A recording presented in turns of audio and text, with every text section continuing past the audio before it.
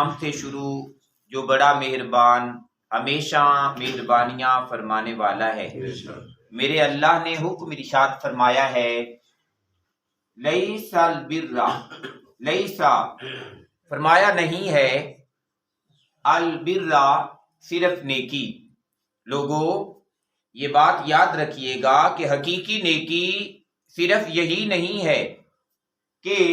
ان تولو، کہ تم پھیر لو، وجوہکم اپنے چہرے کو، قبل المشرق مشرق کی طرف، والمغرب اور مغرب کی طرف۔ فرمایا منہ مشرق کی طرف کر لینا یا منہ مغرب کی طرف کر لینا صرف یہی نیکی نہیں ہے، بلکہ حقیقی نیکی کیا ہے وہ میرے اللہ نے آگے بیان فرما دی ہے۔ فرمایا ولیکن، لیکن، البر نیکی تو وہ جو حقیقی نیکی ہے وہ یہ ہے، من آمانا جو کوئی دل و جان سے مان لے، باللہ اللہ تبارک و تعالیٰ کو، وہ بندہ جو دل و جان سے ایمان لے آیا ہے اللہ تبارک و تعالیٰ پر، یہ حقیقی نیکی ہے۔ اور ایسے ایمان لے آیا ہے کہ اس نے جانا ہے کہ میں کچھ بھی نہیں ہوں اور میرا اللہ سب کچھ ہے، میں فقیر ہوں اور میرا اللہ غنی ہے، میں محتاج ہوں اور میرا اللہ عطا فرمانے والا ہے، اور وہ اس نے جان لیا ہے کہ میری کوئی مرضی نہیں ہے، ساری مرضیاں میرے اللہ کی ہیں، اور اس نے اپنی مرضیاں اپنے اللہ کی مرضی کے تابع کر دی ہیں۔ فرمایا یوں جو بندہ ایمان لے آئے اللہ تبارک و تعالیٰ پر، والیوم الآخر اور آخرت کے دن پر بھی ایمان لے آئے، اور آخرت کے دن پہ ایمان ایسا ہی ایمان ہے جیسے حضرت علی المرتضی شیر خدا کرم اللہ وجہہ الکریم نے فرمایا ہے کہ بندے یہ جو موت والی بات ہے نا، اسے تو یوں سمجھا کر کہ جب رات کو سونے لگے تو تجھے لگے کہ میرے سرانے پڑی ہے، پتہ نہیں صبح کو اٹھنا بھی ہے یا صبح کو اس نے مجھے ساتھ لے کے چلے جانا ہے۔ تو جب یہ یقین ہو جائے گا کہ میری موت تو میرے سرانے کے ساتھ ہے، تو کب پتہ نہیں اس نے لے کے چلے جانا ہے، تو پھر بندہ اپنے کھاتے سیدھے رکھے گا، اور جس نے دنیا میں اپنے کھاتے سیدھے کر لیے، قبر اور حشر کے اندر اس کے لیے بڑی سہولت ہو جائے گی۔ تو فرمایا وہ آخرت کے دن پر، اور یہ بھی یاد رکھیں کہ آخرت کا دن پیشی کا دن ہے، اللہ کے حضور حاضری کا دن ہے۔ تو جس بندے کو یہ ہو جائے یقین کامل کہ میں نے اپنے اللہ کے حضور حاضر ہونا ہے، میرے اللہ کے حضور پیشی ہونی ہے، تو جسے یہ پتا ہو کہ میری پیشی میرے اللہ کے حضور ہونی ہے، تو وہ پھر اللہ کے بندوں کے اوپر ظلم نہیں کرے گا، اللہ کے بندوں کے ساتھ زیادتی نہیں کرے گا۔ پھر ارشاد فرمایا والملائکۃ، اور بندہ فرشتوں پر بھی ایمان کامل رکھے، ایسا ایمان رکھے کہ یہ کرامن کاتبین میرے دائیں بائیں بیٹھے ہیں۔ وہ جو قبر میں آتے ہیں نا، وہ ہوتے ہیں منکر نکیر، سوال جواب کرنے والے، اور یہ جو کندھوں پہ ہیں جنہیں اللہ تبارک و تعالیٰ نے حساب لکھنے کے لیے لگایا ہوا ہے، بندے کے اعمال لکھنے کے لیے، یہ ہو گئے کرامن کاتبین۔ تو وہ کرامن کاتبین یقین رکھے کہ اللہ کے فرشتے اللہ تعالیٰ کی مخلوق ہیں، اور اللہ تعالیٰ ان کا خالق ہے، اور وہ کوئی ایک کام بھی اپنے اللہ کی مرضی کے خلاف نہیں کرتے۔ پھر ارشاد فرمایا والکتاب، اور یہ جو کتابیں عطا کی گئی ہیں، فرمایا ان کے اوپر بھی بندہ یقین رکھے کہ یہ اللہ تعالیٰ کی طرف سے نازل ہیں، یہ اللہ تعالیٰ کا کلام ہے، اللہ نے بالخصوص قرآن اللہ کا کلام ہے، اللہ تعالیٰ کی طرف سے نازل شدہ ہے، اور اس کے حلال کو حلال جانے، اس کے حرام کو حرام جانے، جن کاموں کے کرنے کا حکم دیا ہے وہ کرے، جن سے روکا گیا ہے ان سے رک جائے۔ پھر ارشاد فرمایا والنبیین، اور تمام کے تمام نبیوں کے اوپر بھی بندہ ایمان رکھے کہ حضرت آدم علیہ السلام سے لے کے حضرت محمد مصطفیٰ صلی اللہ علیہ وآلہ وسلم تک جتنے احباب کو میرے اللہ نے نبی بنا کے، رسول بنا کے اس کائنات میں مبعوث فرمایا ہے، وہ تمام کے تمام حق ہیں۔ اور اس کے ساتھ ایک بات اور جو اسی والنبیین میں شامل ہے، وہ یہ ہے کہ اس بات پہ بھی یقین رکھے کہ محمد مصطفیٰ صلی اللہ علیہ وآلہ وسلم آخری نبی ہیں۔ اس کے بعد اگر کوئی کہے کہ میں نبی ہوں تو وہ جھوٹا ہے، وہ لعین ہے، وہ کذاب ہے۔ اللہ کے محبوب نبی کے بعد اور کوئی نبی نہیں آ سکتا ہے، کیونکہ ختم نبوت کا تاج اللہ تعالیٰ نے اپنے محبوب پاک صلی اللہ علیہ وآلہ وسلم کے سر اقدس کے اوپر سجا دیا ہے۔ اس لیے فرمایا کہ صرف مشرق اور مغرب کی طرف منہ کر لینا ہی ساری نیکی نہیں ہے،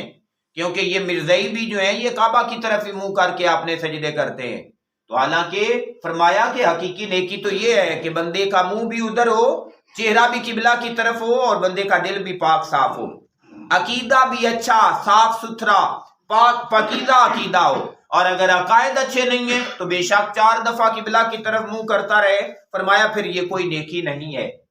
پھر ارشاد فرمایا یہ باتیں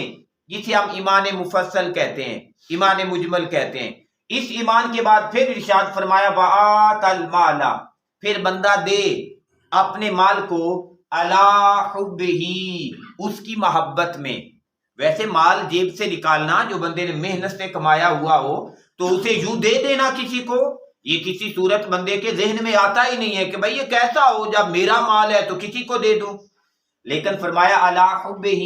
جب اس کی محبت غالب آ جائے گی نا، اللہ کی محبت، مال کو بنانے والے کی محبت، مال کو دینے والے کی محبت غالب آ جائے گی، تو پھر پتہ چلے گا کہ بھئی اسے میرے اللہ نے دینے کا حکم دیا ہے، اس کے ساتھ نیکی کرنے کا حکم دیا ہے، تو پھر اس کی محبت میں بندہ اپنی پیاری سے پیاری چیز بھی اس کے راستے میں قربان کرنے کے لیے تیار ہو جائے گا۔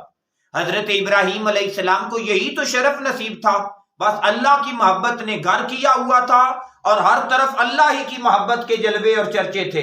تو جب اتنی محبت اللہ کی غالب تھی، اللہ نے فرمایا آگ میں چھلانگ لگا دو، آگ میں چھلانگ لگا دی۔ فرمایا بیٹے کی قربانی دے دو، بیٹے کی قربانی دے دی، کیونکہ اس کی محبت غالب تھی۔ پھر وہ جس چیز کو مانگتا جائے بندے کو دینا آسان ہو جاتا ہے۔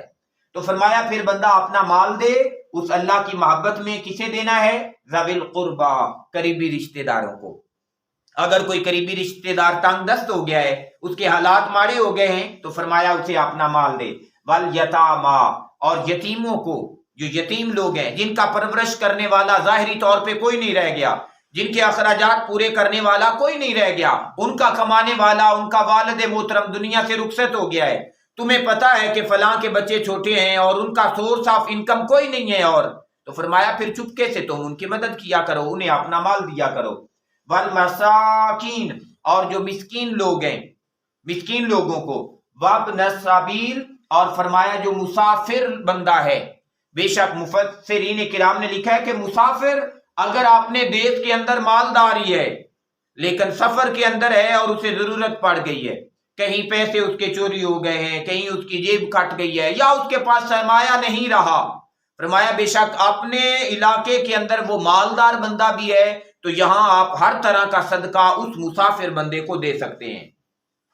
فرمایا مسافروں کو، وسائلین، اور سوال کرنے والوں کو، جس کسی نے اللہ کے نام پہ مانگ لیا، یقیناً جو کوئی مانگتا ہے اللہ کے نام پہ مانگتا ہے، آپ نے اللہ کے نام پہ دینا ہے، تو فرمایا جس کسی نے سوال کر لیا سائلین کو بھی عطا کریں۔ اللہ تعالیٰ نے اپنے محبوب پاک صلی اللہ علیہ وآلہ وسلم کو بھی ارشاد فرمایا وَأَمَّا السَّائِلَ فَلَا تَنْهَرْ، محبوب اگر کوئی مانگنے آ جائے نا تو اسے جھڑکی نہ مارنا، اسے جھڑکنا نہیں، کیونکہ تیرے دربار میں آ گیا ہے، اور تیرا دربار وہ ہے کہ اِنَّا أَعْطَيْنَاكَ الْكَوْثَرَ، میں نے کائنات کے تمام خزانے محبوب آپ کو دے رکھے ہیں۔ تو جب کوئی مانگنے آ جائے تو پھر ایسا بھی دیکھا، صحابہ کرام فرماتے ہیں کہ کوئی مانگنے آیا، ظاہری طور پہ حضور کے پاس کچھ بھی نہیں تھا، آقا نے فرمایا مدینے کے جس بازار میں مرضی چلا جا، جس دکان سے جو چیز لینی ہے میں محمد کا نام لینا، چیز لے کے چلے جانا، جب مال آئے گا فرمایا پیسے میں ادا کر دوں گا۔ حضور پھر سوال کرنے والوں کے ساتھ ایسا سلوک بھی فرمایا کرتے تھے۔ پھر ارشاد فرمایا وَفِي الرِّقَابِ، اور گردنیں چھڑانے میں، وہ لوگ جو غلامی کے اندر پھنس گئے ہیں، جو قرض کے بوجھ کے اندر دب گئے ہیں، جیسے آج ہمارے علاقے میں، آج ہمارے معاشرے میں بہت سے ایسے لوگ ہوتے ہیں، بٹھے پہ کام کرنے والے ہوتے ہیں اور بعض دفعہ بہت قرض کے اندر دب جاتے ہیں، بعض کسی کا سیر کرنے والے ہوتے ہیں، کسی کے ساتھ نوکری کرنے والے ہوتے ہیں، تو بعض دفعہ بڑے قرضوں میں دب جاتے ہیں، اور پھر وہ چاہتے ہیں کہ میں بھی آزادی والی زندگی گزاروں اور میں بھی اپنا روز کا کماؤں اور روز کے سلسلے کھاؤں۔ تو ایسا جو بندہ مقروض ہو گیا ہے، جس کی گردن پھنس گئی ہے، تو فرمایا اسے بھی اپنا مال دے کے اس کی گردنیں چھڑوائیں۔ پھر ارشاد فرمایا وَأَقَامَ الصَّلَاةَ، حقیقی نیکی یہی ہے کہ پھر بندہ نماز بھی قائم کرے،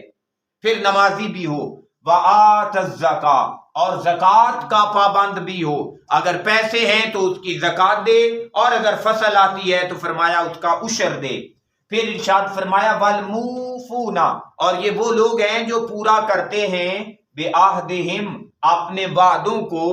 اذا عاہدوا, جب وہ وعدہ کر لیتے ہیں. فرمایا حقیقی نیکی تو یہ نیکی ہے, وعدے کا پورا کرنا. بندے کا اللہ کے ساتھ وعدہ ہے, وہ الستو بربکم والا وعدہ, تو اس وعدے کو پورا کرے. امتی کا نبی کے ساتھ وعدہ ہے تو اس وعدے کو پورا کرے. پھر نکاح ہوتا ہے تو زوجین کے باہم ایک دوسرے کے ساتھ وعدے ہیں, فرمایا ان وعدے کو پورا کرے. دنیا میں جو وعدہ جس کسی کے ساتھ کیا ہے, فرمایا وہ اس وعدے کو پورا کرے, حقیقی نیکی کو پا جائے گا. پھر ارشاد فرمایا والصابرین, اور وہ لوگ جو صبر کرنے والے ہیں, فی البأساء, سختی میں, والضراء, اور تنگی میں, وحین الباس, اور جنگ کے میدان میں, جنگ کے میدان میں ڈٹ کے کھڑے رہتے ہیں, صبر سے کام لیتے ہیں. اور یہ بھی یاد رکھیے گا کہ یہ جو جنگ ہے نا اس مقام پہ, یہ کافروں کے ساتھ جنگ ہے. بعض دفعہ مسلمانوں کے ساتھ جنگ ہو جاتی ہے, بھائیوں کی آپس میں لڑائی اور آپس میں جنگ ہو جاتی ہے. یہ یاد رکھیں کہ اگر مسلمان کے ساتھ لڑائی ہو جائے تو اس کے ساتھ صلح کرنا لازم ہے,